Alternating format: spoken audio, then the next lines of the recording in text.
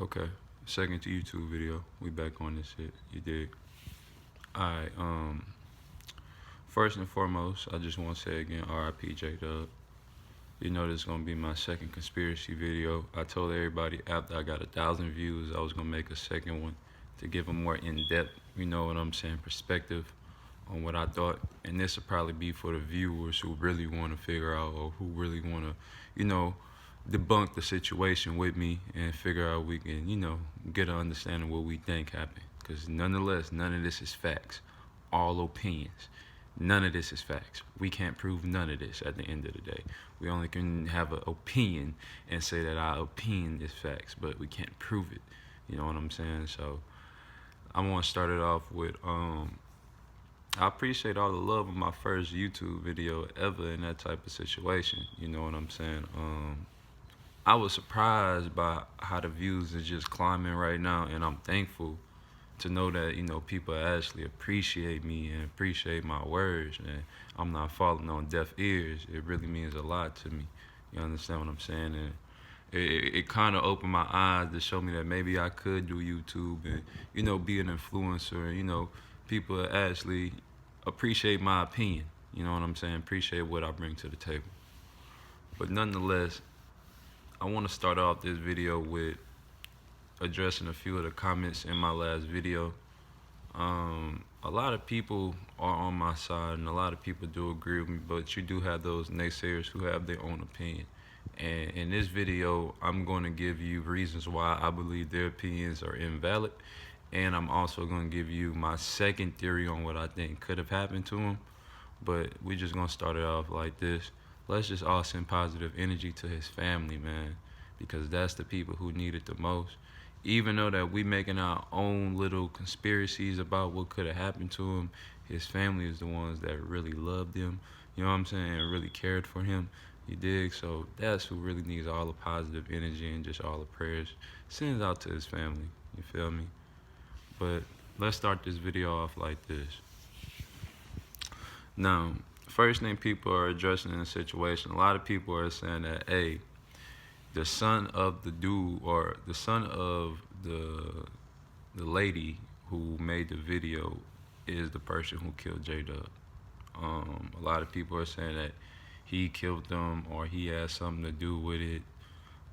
People are saying they Facebook friends. People are saying a lot of little things that I'm about to debunk a little bit. You know what I'm saying? Just to clarify some things, okay? All right. Now, let me just break this down to you in simple logically. Hopefully you understand it.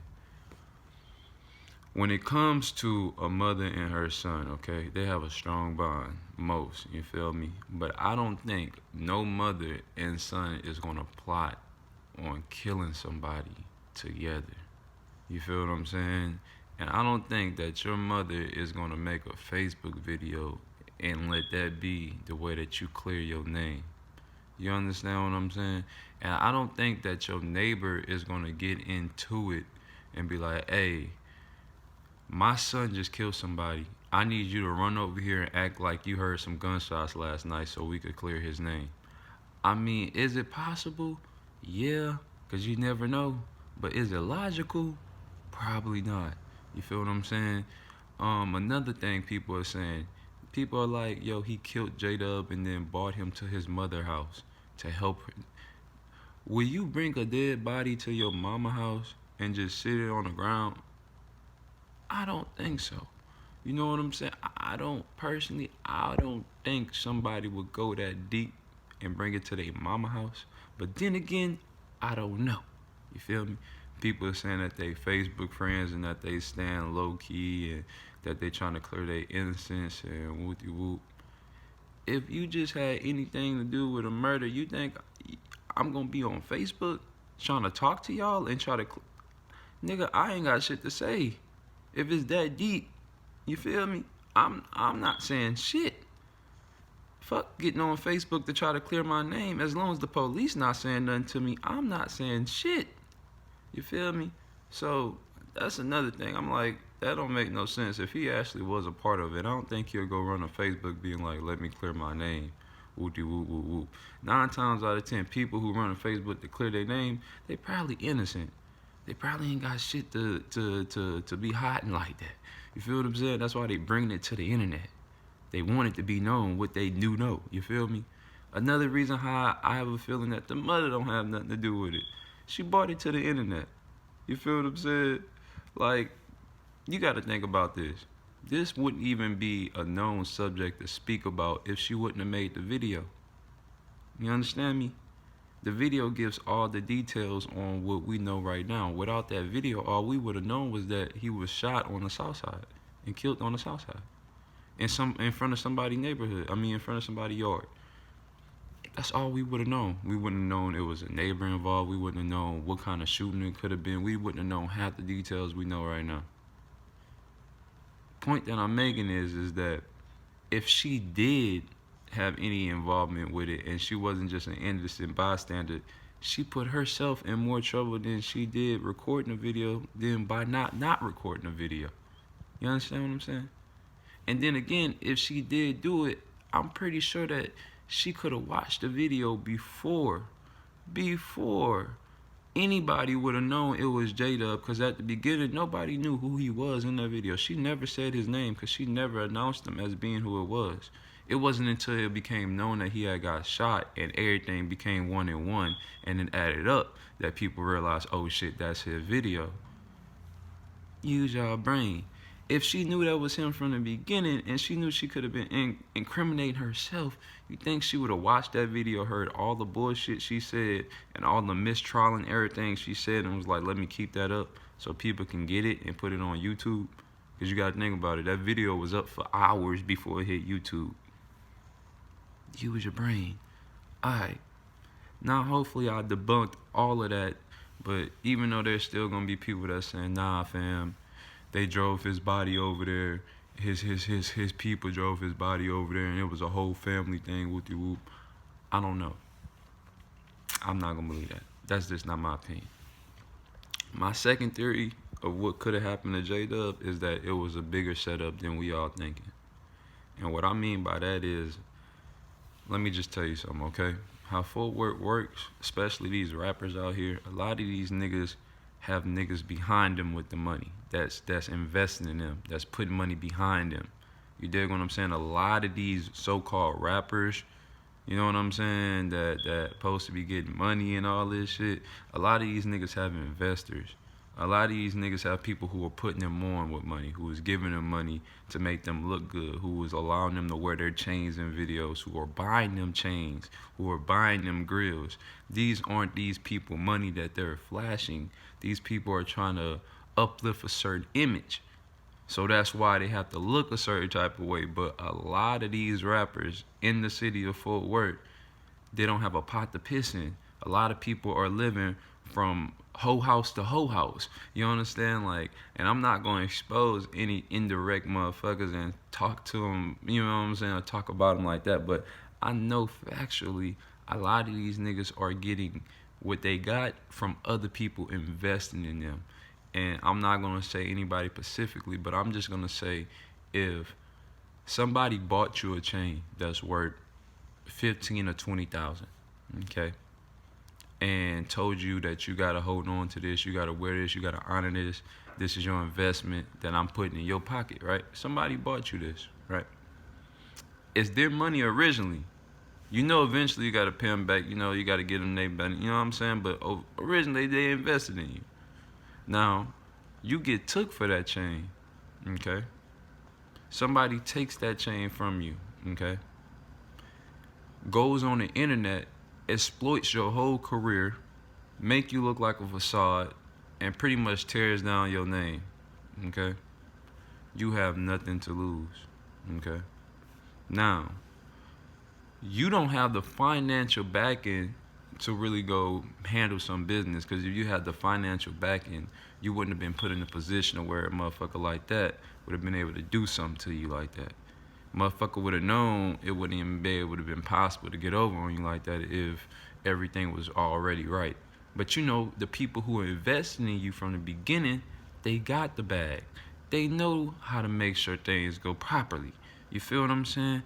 So, hypothetically say you get took for something that you didn't originally pay for but was invested into you with, and you go back and you tell him, hey, this nigga took my shit. I fuck this nigga. I want him to die. I want him to die over that shit.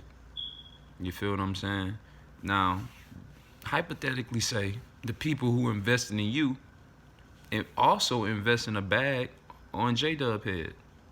Hypothetically say they put chain work 20,000, they put 10,000 on his head, right? Just hypothetically say they put $10,000 on his head, right? Hypothetically say, I'm just gonna say all hypotheticals, okay? Hypothetically, they had him at like 12 a.m. that night already. They had already kidnapped him. He was already with them for majority of the night, okay? They staged the shooting at 3 o'clock on purpose. Staged the shooting. Now, nobody, right now, we're not saying nobody's involved yet, okay? They staged the shooting on that street at 3 a.m., okay? Staged everything. Had the bullets out there and did all that on purpose. Called the police. Had somebody on the block, we're not going to say who, had somebody on the block watch the block the whole night to see if the police ever came down that block. Because it's already been called in. There was a shooting at 3:30. So now let's see if anybody comes down the block to check out what could have happened or what could have transpired. Hours go by. No police ever come to the scene. They drop his body down there. He was killed maybe, we'll say 2 or 3 blocks around the corner. Okay? Another thing y'all also have to realize is that when they do his autopsy, they'll be able to see, was it a long range shot or was it a close range shot? Was it something that he could have got shot in the head, pow, and then they just pulled his body out the car and dropped it and went go burn the car later? Or was it him running across the street, him getting shot by the head, and then again, you never know. So that'll be another big part to see what the autopsy say about the headshot. Was it a long range? Was it short range? Because that's how you can tell how close upon somebody was to him. That'll make it seem a lot more, you know what I'm saying, authentic on either way of how I could have went. Okay, another thing I want to say. If you have an AK or if you have a gun in your hand, and the gun is, I would say, 7 feet away from you, that don't make no sense. Unless the neighbor came over there, the gun was closer, and the neighbor kicked the gun away, or the police came over there, the police seen it and kicked the gun away and made sure it was a little bit farther out the grass from him. But if the gun was just placed, it really seemed like the gun was placed there. It seemed like his body was placed there. It all looked like everything was placed there. It all looked staged. Another thing I want to say, if there was a shooting, wouldn't you think cars would have got hit up? You feel me? He had an AK. You feel me? AKs are rapid. A window would have got hit, a car would have got hit, a mailbox would have got hit. Just not straight bullets everywhere and nothing connected to nothing. That makes no sense. But his head, that's the only place a bullet connected to was his head, and it was supposed to be all this shooting. Wouldn't there be some type of bullets in her Impala right there if it was that close to her house? Nonetheless, I'm not saying anybody was involved. I'm just saying that from how things are built up, you can have two ways to look at it. You can say either he went on a lick that went bad and them niggas got to him before he could shot to them, or his body was placed there and that was a full setup, and everybody involved with the video and all was all placed to be in that position in a sense. Everything was corroborated. Now, do I think that could have been a possibility? You never know. But from the make of the situation, like I said, his body looked like it was placed there. Like when you look at him, he looked like he was casket ready already, like he was already lying straight forward. His gun was so far away from him that it didn't make no sense. And unless they had a lot of bullets over there, in a sense, a lot of bullet shell casings over there, then her saying she just seen a couple of bullet shell casings made no sense either. Her car not being hit up made no sense either. It just made no sense. The bullet wound being fresh and him still being able to breathe made no sense either. A lot of this shit made no sense. You feel what I'm saying? Also, another thing people don't realize is that there was no blood on the scene. I didn't see no blood on the sidewalk. I didn't see no blood on the shirt, on the black t-shirt. I seen no blood. If somebody get hit in the head, 9 times out of 10 you're gonna bleed out, right? You know what I'm saying?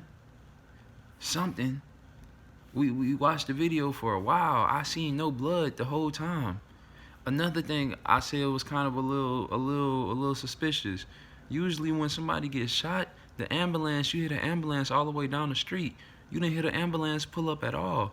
Everybody looked so calm. It looked like it was just a normal thing. Police didn't look like they was really giving a fuck about it. When they got them to the ambulance didn't really look like they was giving a fuck about it.